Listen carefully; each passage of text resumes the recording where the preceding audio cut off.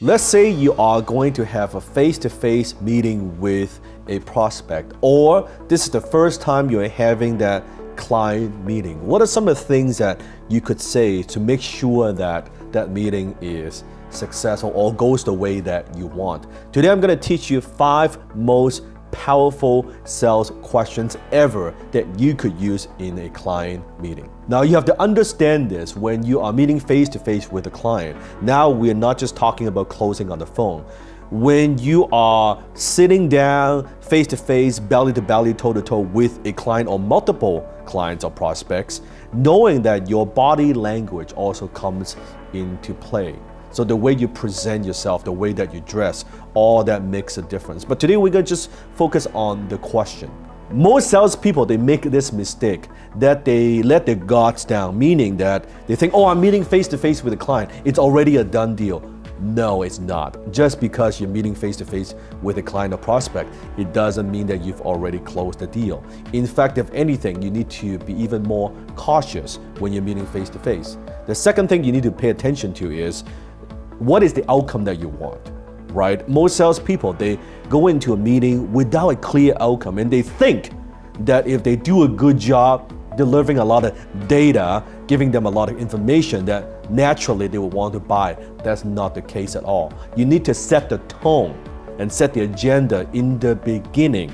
So at the end, so the closing part or signing the deal, that becomes a very, very natural conclusion of what should happen next. But you need to be very, very strategic about it. So question number 1, and that is this: what motivates you to meet with us today? That's it. What motivates you to meet with us today? Now, why is that question so powerful?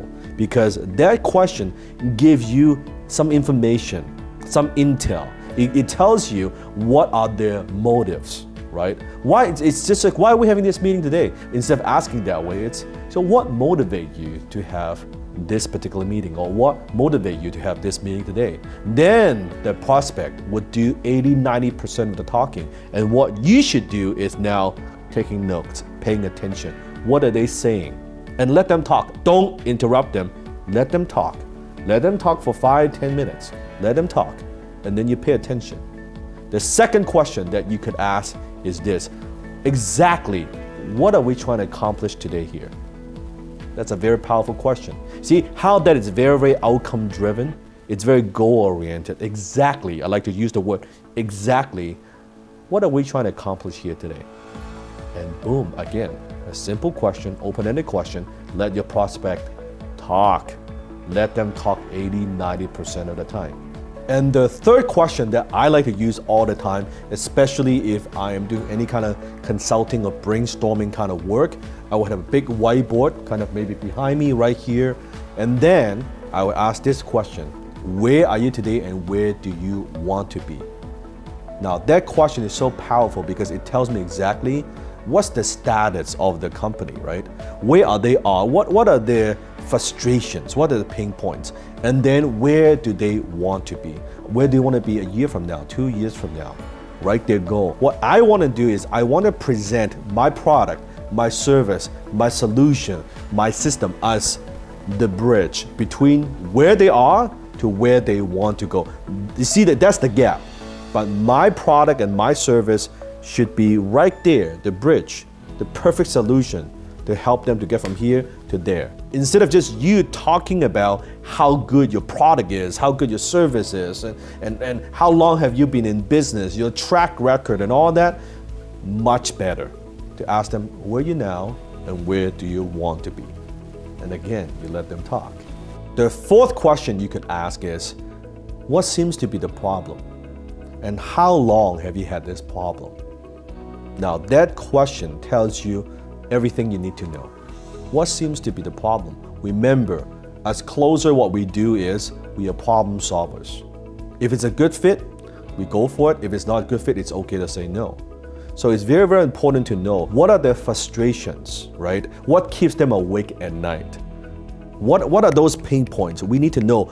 Remember, there's no pain, there is no sale. So what seems to be the problem? And how long have you had this problem? And they might reply, oh, our problem is A, B, C, and D. And we've had that problem for more than 3 years now. And we've tried different vendors and we couldn't solve the problem. And you're taking notes. Perfect. That tells you how you need to sell and how you need to position your product as the perfect solution. Question number 5, and this is my favorite of them all, and that is this. If this meeting accomplished everything you could possibly hope for, what would that look like? See, this question paints a picture in the prospect's mind. Yeah, what would that look like? And they would give you the criteria.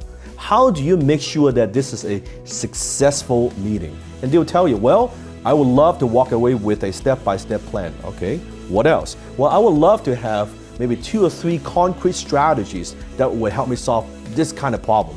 All right, okay. And I would like to know exactly how you would help us and help a company in the long term. Okay, no problem, I could do that. Simple questions. See, all these simple but powerful questions are designed for one thing and one thing only.